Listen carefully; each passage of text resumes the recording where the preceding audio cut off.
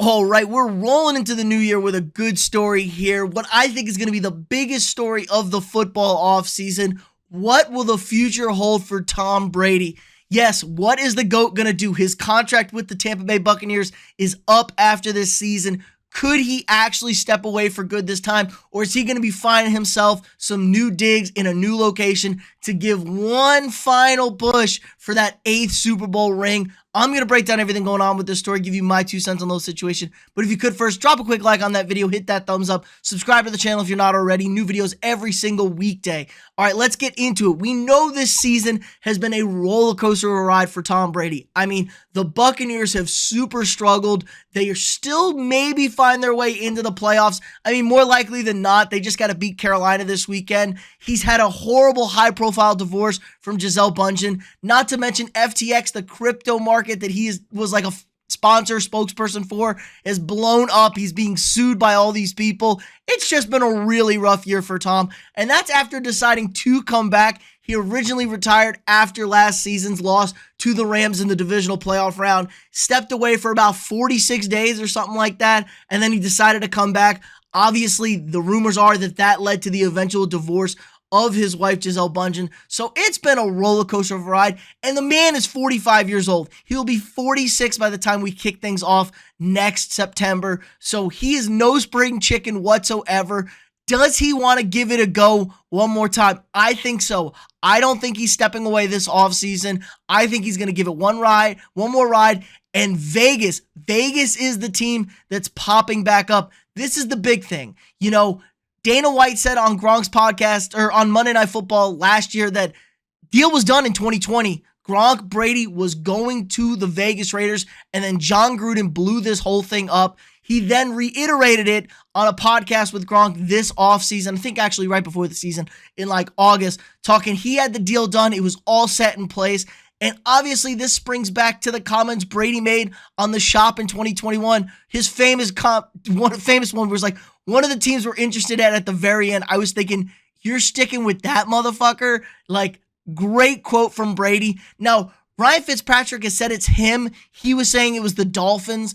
I mean, the Dolphins did lose a first-round pick for tampering with Tom Brady. So they were definitely interested all in till the very end with Brady. But these rumors are starting to swirl back up again because we know Derek Carr has been benched. His time in Vegas is done. They might cut him by the end of the season. I think right before the Super Bowl, they'll cut him. They have to cut him. They can't release him. They owe him so much money on his contract. He's done in Vegas. So it makes perfect sense for Brady to end up heading to Vegas.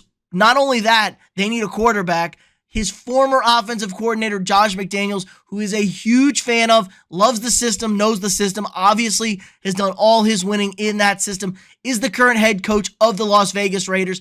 And Vegas got some cash to spend. Mark Davis is fully invested in Josh McDaniels. He does not have a lot of money. Mark Davis is probably the poorest owner in the NFL because he inherited the team, doesn't really have other sources of income and revenue. So he's all in on the Raiders. They have $62 million in salary cap. They can franchise tag Josh Jacobs. They can sign Brady for a very vet-friendly deal. We know Brady doesn't necessarily need the money, even though he might if the reports about his FTX dealings and crypto dealings are true. He might need an actual contract here.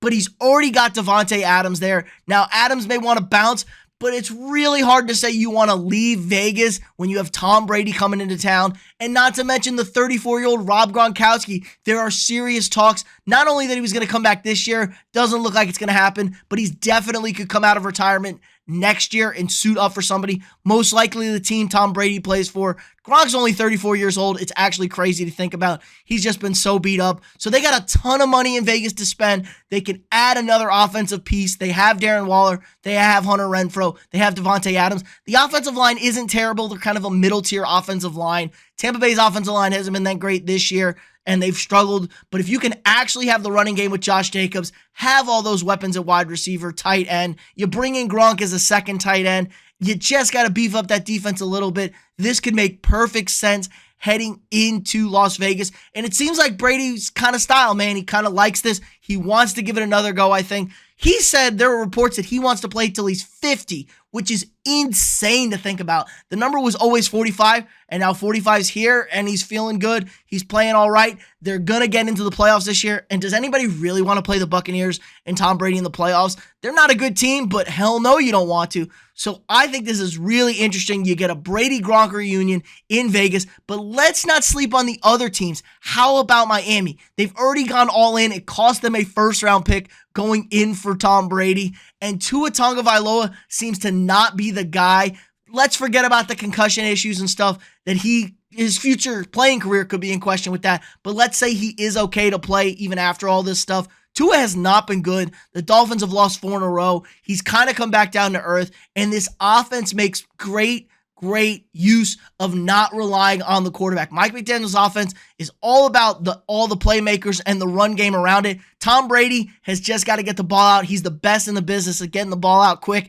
Give it to Tyreek. Give it to Jalen Waddle. That's a dangerous team because everyone's already linked Brady. Obviously, the number one spot people are linking Brady to is San Francisco because that was his childhood team. But I like Brock Purdy. I don't think the Niners are going to move off Trey Lance and Brock Purdy to go for Tom Brady just for one season. I think they're going to be looking for the future, but it's the same offense in Miami. Miami's a nice warm weather place. You don't have to deal with many cold games. You're going to have to bust it up to New England and Buffalo probably late in the year because they love doing that to the Dolphins, unfortunately. But most of the year, it's real nice weather. It's main city living. So I really also like the Dolphins going all in. They're going to ditch Tua. The owner is about getting Tom Brady. He's all in on this. And for some crazy reason, this article is talking about the Saints, a reunion with Sean Payton. Sean Payton's not coming back and coaching the Saints. Okay, Sean Payton is coaching somewhere else. I'm betting Sean Payton coaches maybe in Denver, possibly the Chargers. I still think the Chargers should fire Brandon Staley, but I definitely think Brady's coming back. But let me know what you guys think in the comments below. Where's Brady playing this offseason? Is he actually going to retire or is he moving somewhere else? Let me know what you guys think in the comments below. Again, like this video, subscribe to the channel, share this video with your friends, and I'll see y'all tomorrow.